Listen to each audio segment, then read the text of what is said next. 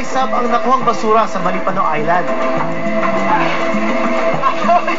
Basura! Yan ang limpyo mo sa mga basura kaya may labay.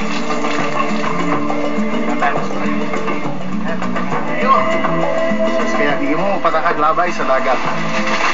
Yan. Bawa pa lang na.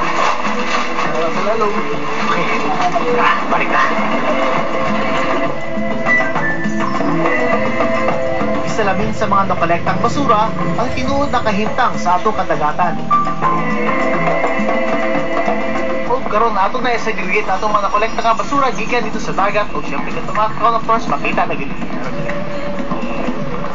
Only ang travel stores. Mga lata, no? Tapos makalang makakuha kayo makita ato ang dagating basura ginalabay sa itong dagat. So kayo, so kailangan hindi ata maglabay basura sa itong dagat o maging responsibilidad permi kung matuto sa ito ang mga lugar nga ginatuan, ginapasyalan nato.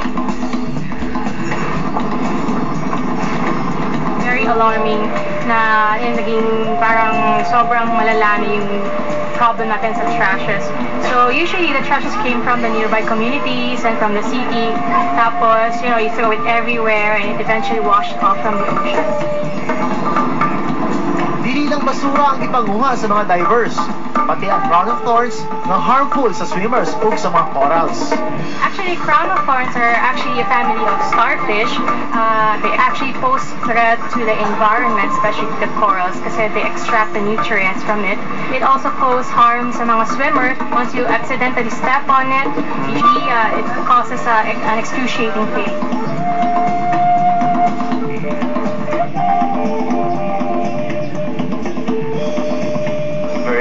Very happy of the successful activity with horse today. I've seen the garbage cans, they are full, and now we are gonna give all the certificates to all the people attending this very nice, environmentally friendly activity. We're very thankful that many people, I think we're 75 or so na dumating dito, and not just that, but they are coming from different groups, organizations, and agencies. We start with ourselves, no? Tayo lang in very small ways. I think we can make a very big difference, no? We can show example to the tourists that we take care of our very own environment, so we can encourage these people to do the same. I would like to thank Wind and Wave Davao and of course ABS-CBN together with the print media here. We're very thankful for you because you came here and covered this activity, so we wish to thank you all for that. Okay, John, salamat kayo. Hoy, linisin natin ang mga kalat natin. Ating tungkulin ang maglinis sa paligid natin. Magayos tayo. Walay basura sa dagat kung adunay magpakabana niini.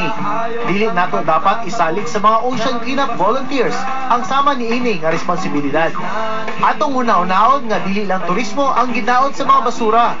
Labing maapektuhan ang atong kinaiyahan. Basura natin, sagot natin. DDS would like to thank